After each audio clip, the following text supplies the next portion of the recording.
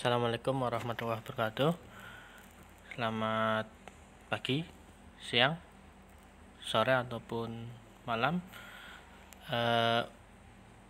Pada pertemuan kali ini kita akan membahas tentang pengaruh pajak. Sebelumnya sudah disampaikan materi tentang fungsi penawaran dan fungsi permintaan. Fungsi penawaran dan fungsi permintaan ini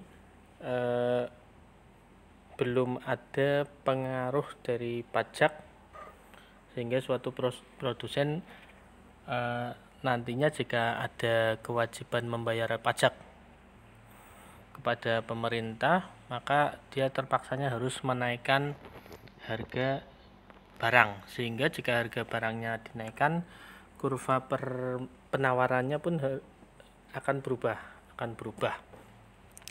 Ada dua macam pajak yang akan kita bahas. Yang pertama adalah pajak spesifik atau pajak per unit. Pajak per unit ini berarti besarnya pajak suatu barang ditentukan dengan nilai uang tertentu untuk setiap unit barang. Ini untuk setiap unit barang nilainya sudah ditentukan, misalkan sekian rupiah. Pada fungsi penawaran sebelumnya, sebelum dikenai pajak, ini seperti pada persamaan yang keempat, P sama dengan 1/C kali Q ditambah D per C. Ini fungsi penawaran sebelum dikenai pajak. Nah, setelah dikenai pajak, misalkan pajaknya sebesar T rupiah, tax. Pajaknya sebesar T rupiah, maka T-nya menjadi 1 per CQ ditambah D per C ditambah T pajaknya. Jadi harga yang dikenakan nanti harus ditambah pajak. Misalkan sebelum dikenai pajak harganya 100, kemudian pajak per unitnya 5 rupiah, berarti nanti harga yang dijual atau harga yang ditawarkan itu harus 105. Jadi ditambahkan dengan pajaknya. Kemudian sebelum dikenakan pajak, fungsi penawaran dalam Q ini dirumuskan Q sama dengan CP min D. Sehingga nanti kalau dirubah setelah pajak, nanti fungsi penawarannya adalah Q sama dengan C kali P kurangi T, ulangi C kali P kurangi T kurangi D. Dan persamaan tersebut bisa dilihat dari penjelasan di bawahnya ini, bisa dilihat.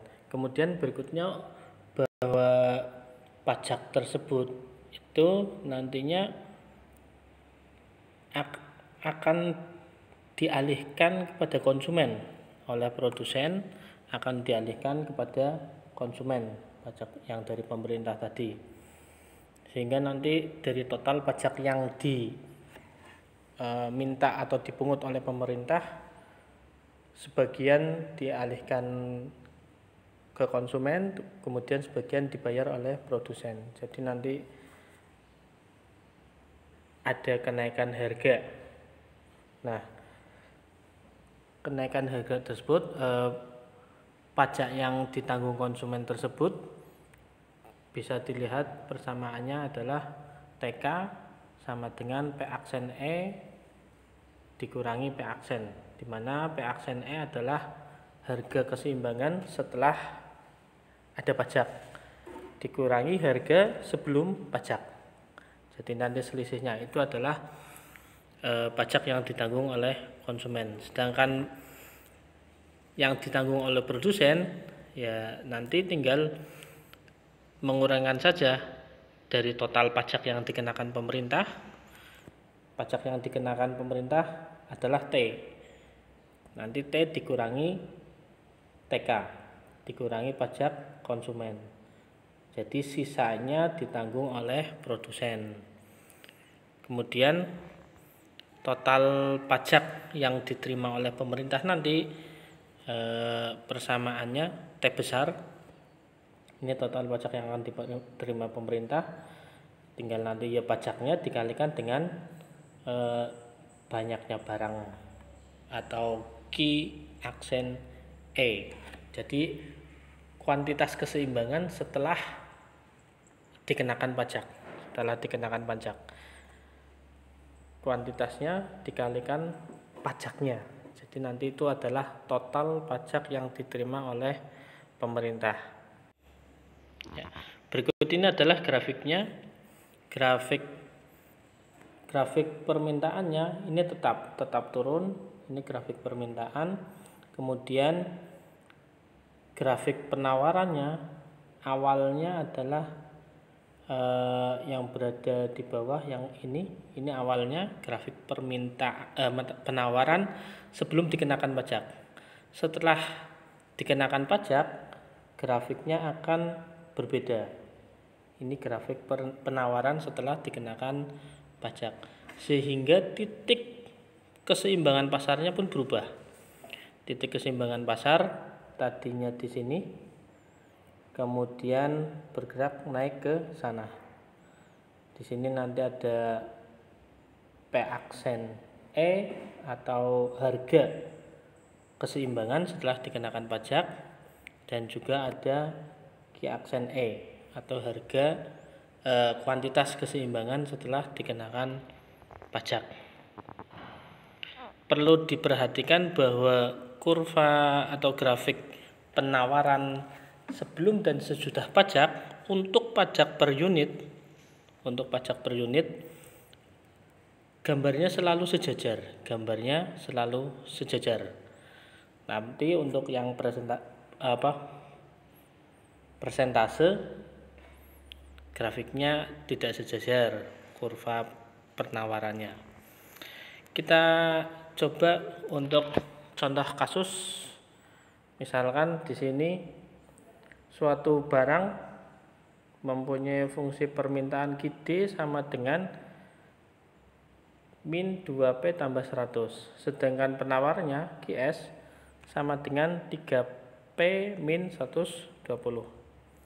Jika misalkan barang tersebut oleh pemerintah dipungut pajak sebesar Rp4 per unitnya, maka yang berubah adalah fungsi penawarannya.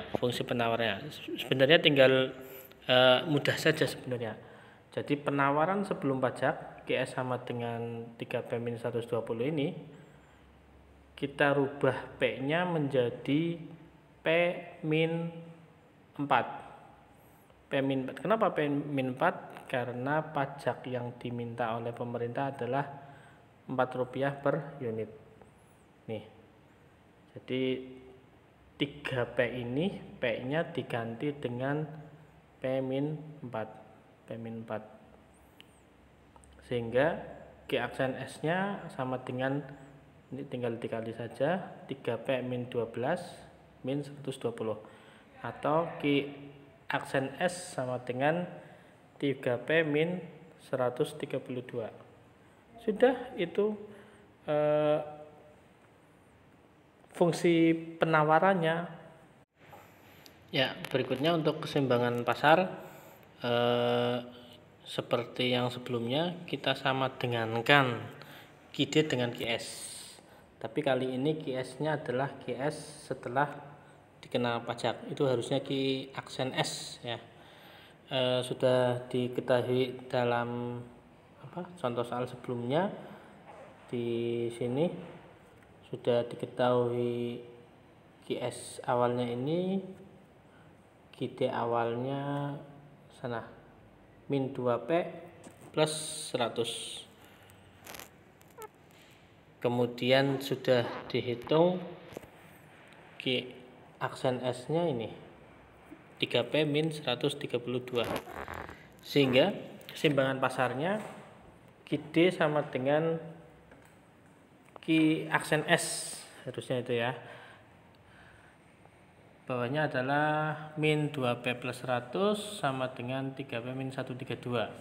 Kalau dipindah luaskan di sini jadi 5P, di sana jadi 232, sehingga P-nya harga keseimbangan setelah pajak itu sebesar 46,4.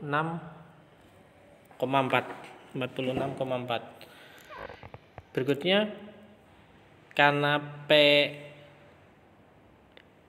aksen E ini sama dengan 46,4, kita bisa mencari Q aksen E pakainya Q aksen S, tinggal memasukkan nilai 46,4 ini ke dalam P yang sana. Ini menjadi Q-nya sama dengan 3 kali 46,4 kurangi 32. Hasilnya sama dengan 7,2. Setelah dikenakan pajak, harga keseimbangannya menjadi 46,4. Nih, 46,4 dengan kuantitas 7,2 satuan. Ini kebetulan tidak bulat. Kemudian yang berikutnya adalah pajak yang ditanggung oleh konsumen. Tadi total pajaknya adalah Rp4 ya.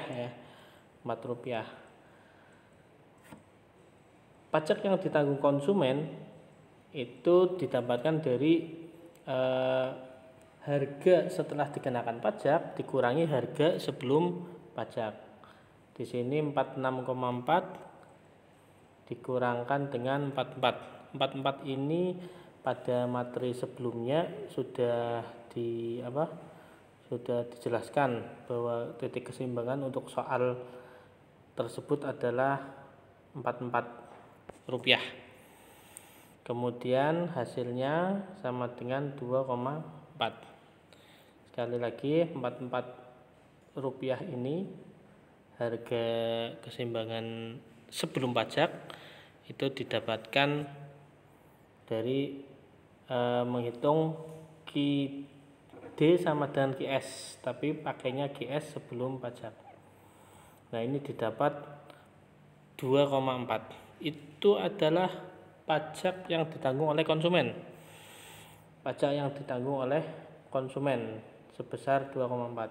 Sedangkan pajak yang harus ditanggung oleh produsen ya tinggal mengurangkan pajak totalnya, yaitu 4 dikurangi dengan tadi 2,4, sehingga hasilnya adalah 1,6. Jadi pajak dari yang dipungut oleh pemerintah sebesar Rp4 itu sebesar 2,4 ditanggung oleh konsumen dan 1,6 ditanggung oleh produsen. Oke. Kemudian total pajak yang diterima oleh pemerintah nantinya adalah Q aksen E atau kuantitas keseimbangan setelah dikenakan pajak dikalikan dengan jumlah pajaknya. Tadi sudah dihitung, Q aksen E-nya adalah 7,2 dan pajaknya sudah ditentukan Rp4 sama dengan 28,8. Oke. Berikutnya grafiknya. Grafiknya mudah saja. Tinggal kita gambarkan QD, kemudian QS 3P min 120. Ini sebelum pajak. 3P min 120. Di sini hasilnya 12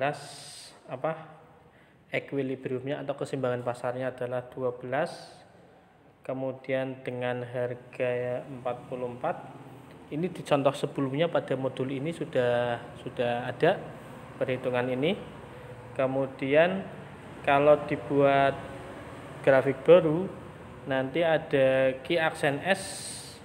Q aksen S ini gambarnya seperti ini. Nah, ini adalah Q aksen S. sehingga titik potongnya atau equilibrium atau keseimbangan pasar yang baru berada pada titik E-aksen ini